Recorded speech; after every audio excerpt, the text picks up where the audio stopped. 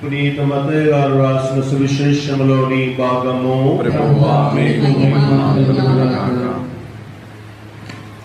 మత్తయి సువార్త 1వ అధ్యాయము 1వ వచనం నుండి 16వ వచనం వరకు, 18వ వచనం నుండి 23వ వచనం వరకు. దావీదు కుమారుడును అబ్రహాము కుమారుడునైన యేసుక్రీస్తు వంశావళి. అబ్రహాము ఇసాకు తండ్రి, ఇసాకు యాకోబు తండ్రి, యాకోబు యూదాకు అతని సోదరులకు తండ్రి, యూదా ఫరేసునకు జెరాకు తండ్రి. వారి తల్లి తామారు.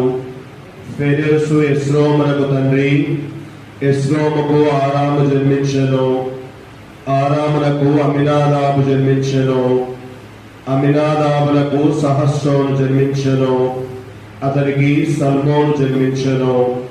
రాహాబు వలన సల్మోనుకి బోవాజు జన్మించెను, రూతు వలన బోవాజుకి ఓబేదు జన్మించెను, ఓబేదులకు ఇషాయి జన్మించెను, ఇషాయికి దావీదు రాజు జన్మించెను.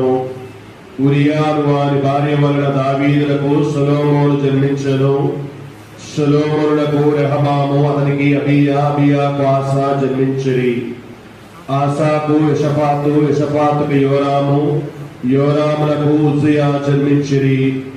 ఉజ్జియాకు యోతాము, యోతామునకు ఆహాసు, అతనికి హిజ్కియా జన్మించిరి. హిజ్కియా కుమారుడైన మనష్షే, అతనికి ఆమోను, ఆమోనునకు యోషియా జన్మించిరి. ఇశ్రాయేలు బబులోనియాకు కొనిపోబడిన కాలమున యోషియాకు యెకోనియా అతని సోదరుడు జన్మించిరి.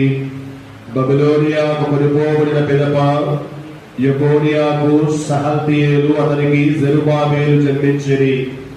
జెరుబాబేలునకు అబియూదు, అతనికి ఎలియాకీము, అతనికి ఆజోరు జన్మించిరి. ఆజోరులకు సాదోకు, సాదోకులకు ఆకీము, ఆకీమునకు ఎలియూదు జన్మించిరి. ఎలియూదుకి ఎలియాజరు, ఎలియాజరునకు మత్తాను, మత్తానుకు యాకోబు జన్మించిరి. మరియమ్మ భర్తకి యోసేపు యాకోబునకు జన్మించెను.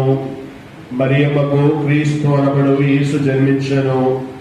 యేసుక్రీస్తు పుట్టుక రీతి ఎట్టిదనా, ఆయన తల్లి అయిన మరియమ్మకు యోసేపుతో వివాహము నిశ్చయమైనది. కాని వారిరువురును కాపురము చేయకముందే పవిత్రాత్మ ప్రభావం వలన మరియమ్మ గర్భము ధరించినది. ఆమె భర్త యోసేపు నీతిమంతుడగుటచే మరియమ్మను బహిరంగముగా అవమానింప ఇష్టము లేక రహస్యముగా ప్రతిదించుటకు నిశ్చయించుకొనెను.